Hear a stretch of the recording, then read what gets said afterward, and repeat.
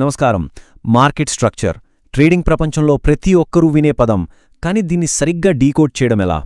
ఈరోజు మనం ఈ ప్రైస్ యాక్షన్, ఇంకా ఈ మధ్య బాగా పాపులర్ అయిన స్మార్ట్ మనీ కాన్సెప్ట్స్ అసలేంటి అనేది చాలా సింపుల్గా మాట్లాడుకుందాం. ట్రేడింగ్ స్టార్ట్ చేసే చాలామంది అసలు మార్కెట్ ఏ డైరెక్షన్లో వెళ్తుందో తెలియక కన్ఫ్యూజ్ అవుతుంటారు కదా. ఆ కన్ఫ్యూజన్కి ఈ ఎక్స్ప్లెయినర్తో చెక్ పెడదాం. సరే, ముందుగా ఒక ఆసక్తికరమైన విషయం మాట్లాడుకుందాం. ట్రేడింగ్ అనగానే అందరూ ముందుగా నేర్చుకునేది సపోర్ట్ అండ్ రెసిస్టెన్స్, అలాగే డోజీ లేదా ఎంగల్ఫింగ్ లాంటి క్యాండిల్ స్టిక్ ప్యాటర్న్స్. చార్ట్ చూడగానే అన్నీ పర్ఫెక్ట్గా ఉన్నట్లే అనిపిస్తాయి, కానీ తీరా ట్రేడ్ తీసుకున్నాక అవి ఎందుకు ఫెయిల్ అవుతాయి? ఇన్ని టెక్నికల్ ప్యాటర్న్స్ తెలిసినా కూడా స్టాప్ లాస్లెందుకు హిట్ అవుతున్నాయి? ట్రేడింగ్లోకొచ్చే ప్రతి ఒక్కరికి ఎదురయ్యే అతిపెద్ద ప్రాబ్లం ఇదే. సో ఈరోజు మనం అసలు ఈ కో ట్రేడింగ్ ప్రాబ్లం ఏంటి, ట్రెండ్స్లో ఎన్ని రకాలుంటాయి, అప్ ట్రెండ్, డౌన్ ట్రెండ్ ఎలా ఫామ్ అవుతాయి, వీటన్నిటితో పాటు స్మార్ట్ మనీ కాన్సెప్ట్స్, ఇంకా ట్రెండ్ రివర్సల్స్ని ఎలా పసిగట్టాలి అనే విషయాలను ఒక ఆర్డర్లో చూద్దాం. ముందుగా అసలు మన ట్రేడింగ్లో ప్రతిరోజు ఫేస్ చేసే ఆ మెయిన్ ప్రాబ్లం ఏంటో చూద్దాం. Trend is your friend. ఈ డైలాగ్ ఎక్కడో ఒకచోట వినే ఉంటారు కదా. మార్కెట్ను నడిపించేది పెద్ద పెద్ద ఇన్స్టిట్యూషనల్ వేల్స్. అలాంటి వాళ్లకి ఎదురెళ్ళి మనం ట్రేడ్ చేయాలి అనుకోవడం నిజంగా ఒక ఫెయిల్యూర్ బ్యాటిల్ అని చెప్పొచ్చు. ట్రెండ్ ఎటుంటే మన డైరెక్షన్ కూడా అటే ఉండాలి, అది ఫిక్స్, అంతే. ఇక్కడ మనం గుర్తుపెట్టుకోవాల్సిన మెయిన్ పాయింట్ ఏంటంటే, కేవలం ఇండికేటర్స్, చార్ట్ ప్యాటర్న్స్ మాత్రమే ఎప్పటికీ సరిపోవు. అసలు మార్కెట్లో ఆ రేంజ్ మూమెంట్స్ తీసుకొచ్చేది ఎవరంటే ఆ పెద్ద పెద్ద ఇన్స్టిట్యూషన్స్. రీటైల్ ట్రేడర్లమైన మనం అందులో జస్ట్ ఒక భాగం మాత్రమే. ఆ బిగ్ మనీ ఫ్లోకి అగెనెస్ట్గా వెళితే ఏమవుతుంది? సింపుల్, మన పొజిషన్స్ అక్కడే ఇరుక్కుపోతాయి. ఏ ప్యాటర్న్ నమ్మాలి, ఏది వదిలేయాలి అనేది డిసైడ్ చేసేది కేవలం మార్కెట్ డైరెక్షన్ మాత్రమే. సో ఈ డైరెక్షన్ అంటున్నాం కదా, అసలు ట్రెండ్స్ ఎన్ని రకాలో ఇప్పుడు తెలుసుకుందాం. కేవలం మూడు రకాల ట్రెండ్స్ ఉంటాయి. చూడండి, మార్కెట్ బుల్లిష్గా ఉండి అప్ ట్రెండ్లో ఉన్నప్పుడు కొనుగోలు చేస్తాం. అదే బేరిష్గా ఉండి డౌన్ ట్రెండ్లో ఉన్నప్పుడు సెల్ చేస్తాం. కానీ అసలు సీక్రెట్ ఎక్కడుందంటే మార్కెట్ సైడ్ వేస్లో ఉన్నప్పుడు, అంటే ఒకే రేంజ్లో ఇరుక్కుపోయినప్పుడు మనం తీసుకునే బెస్ట్ అండ్ ప్రాఫిటబుల్ డిసిషన్ ఏంటో తెలుసా? సైలెంట్గా వెయిట్ చేయడం, అంతే. ఆ టైంలో ట్రేడింగ్ను పూర్తిగా అవాయిడ్ చేయడమే కరెక్ట్.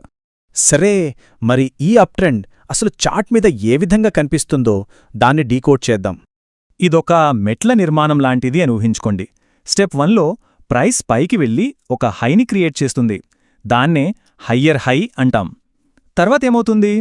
ప్రైస్ కొద్దిగా కిందికొచ్చి ఒక హయ్యర్ లోని ఫామ్ చేస్తుంది. ఇక స్టెప్ 3లో మళ్లీ బయింగ్ ప్రెషర్ పెరిగి పాత రెసిస్టెన్స్ లెవెల్స్ని బ్రేక్ చేసుకుంటూ ఒక కొత్త హయ్యర్ హైతో ప్రైస్ ముందుకు దూసుకెళ్తుంది. ఇదే అప్ ట్రెండ్. మరి అప్ ట్రెండ్ గురించి చూశాం కదా, దీనికి పూర్తిగా ఆపోజిట్ అయిన డౌన్ ట్రెండ్ స్ట్రక్చర్ ఎలా ఉంటుందో ఇప్పుడు గమనిద్దాం. డౌన్ ట్రెండ్ అంటే సింపుల్గా కిందికి స్టెప్స్ వేయడం. ఇక్కడ ప్రైస్ పాత హైలను ఎప్పటికీ బ్రేక్ చేయలేదు. ఫస్ట్ ప్రైస్ కిందకి పడి ఒక లోయర్ లో ఏర్పడుతుంది. ఆ తర్వాత ఒక చిన్న పుల్ బ్యాక్ ఇచ్చి లోయర్ హైని ఫామ్ చేస్తుంది. లాస్ట్గా ఏమవుతుందంటే సపోర్ట్ను బ్రేక్ చేసి మళ్లీ ఒక కొత్త లోయర్ లో దగ్గరికి ప్రైస్ పడిపోతుంది. సెల్లర్స్ మార్కెట్ని ఎంత బలంగా కంట్రోల్ చేస్తున్నారో చెప్పడానికి ఇదొక క్లియర్ పిక్చర్. ఇప్పటి వరకు మనం ట్రెడిషనల్ ప్రైస్ యాక్షన్ చూసాం. ఇప్పుడు ట్రేడింగ్ వరల్డ్లో అందరూ ఎంతగానో మాట్లాడుకునే అడ్వాన్స్డ్ కాన్సెప్ట్, అదే స్మార్ట్ మనీ కాన్సెప్ట్స్ వైపు వెళ్దాం. ఇక్కడ మనం ఒక చిన్న లాజిక్ అర్థం చేసుకోవాలి. ట్రెడిషనల్ ప్రైస్ యాక్షన్ అన్నా, స్మార్ట్ మనీ కాన్సెప్ట్స్ అన్నా, ఈ రెండు చెప్పేది ఒకే మార్కెట్ మూమెంట్ గురించి. ఒక పాత హై లేదా లో బ్రేక్ అవడాన్నే ప్రైస్ యాక్షన్లో అప్ ట్రెండ్, డౌన్ ట్రెండ్ అని పిలుస్తాం. ఎగ్జాక్ట్గా అదే దాన్ని స్మార్ట్ మనీ కాన్సెప్ట్స్లో బ్రేక్ ఆఫ్ స్ట్రక్చర్ అంటారు. చెవిని ఇటువైపు నుంచి పట్టుకున్నా, అటువైపు నుంచి పట్టుకున్నా ఒకటే అన్నట్లు. సిస్టమ్ ఒకటే, కాకపోతే ఇక్కడ పేర్లు మారే అంతే. ఇంతకీ ఈ బ్రేక్ ఆఫ్ స్ట్రక్చర్ లేదా బీఓఎస్ అంటే ఏంటి? చాలా సింపుల్. మార్కెట్ తన కరెంట్ ట్రెండ్ను కంటిన్యూ చేస్తూ పాత స్ట్రక్చరల్ హై లేదా లోని సక్సెస్ఫుల్గా బ్రేక్ చేసి దానిపైన క్లోజ్ అవ్వడం. ఇంకొంచెం ఈజీగా చెప్పాలంటే ట్రెండ్ ఎలాంటి బ్రేక్ లేకుండా ముందుకు వెళ్తే అదే బీఓఎస్. మరి మార్కెట్ ఎప్పుడూ ఒకే డైరెక్షన్లో వెళ్లదు కదా. ఏదో ఒక పాయింట్ దగ్గర అది టయర్డ్ అయిపోయి రివర్స్ అవుతుంది. ఆ ట్రెండ్ రివర్సల్స్ను ఎలా కనిపెట్టాలో ఇప్పుడు చూద్దాం. ఈ రివర్సల్ను కనిపెట్టడానికి వాడే ఒక కీవర్డ్ ఏంటంటే చేంజ్ ఆఫ్ క్యారెక్టర్ లేదా CHOCH. అంటే ఒక బుల్లిష్ మార్కెట్ పైకి వెళ్తూ సడన్గా ఒక స్వింగ్లోని బ్రేక్ చేసినప్పుడు, లేదా బేరిష్ మార్కెట్ కిందకు వస్తూ సడన్గా ఒక స్వింగ్ హైని బ్రేక్ చేసినప్పుడు మార్కెట్ తన ఓవరాల్ ట్రెండ్ను మార్చేసుకుంటుందని అర్థం. ఇన్స్టిట్యూషనల్ వేల్స్ వాళ్ళ డైరెక్షన్ మారుస్తున్నారు అనడానికి ఇదొక సాలిడ్ సిగ్నల్. ఇది కనిపించిన వెంటనే మన ట్రేడింగ్ వ్యూహాన్ని మార్చుకోవాల్సిందే. థియరీ బానే ఉంది, మరి ప్రాక్టికల్గా దీన్ని ఎలా అప్లై చేయాలి?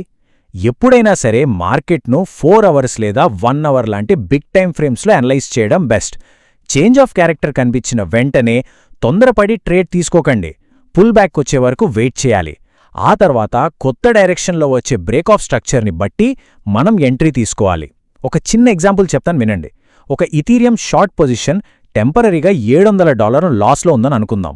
అయినా సరే ఆ ట్రేడింగ్గా వ్యాలిడ్గానే ఉంటుంది, ఎందుకంటే అక్కడ లోయర్ హై లోయర్ లో అనే స్ట్రక్చర్ ఇంకా బ్రేక్ అవ్వలేదు కాబట్టి. టెంపరరీ లాసుల కంటే కూడా ఆ బేసిక్ స్ట్రక్చర్ను నమ్మడమే చాలా ఇంపార్టెంట్. ఇక ఫైనల్గా మీకో ప్రశ్న.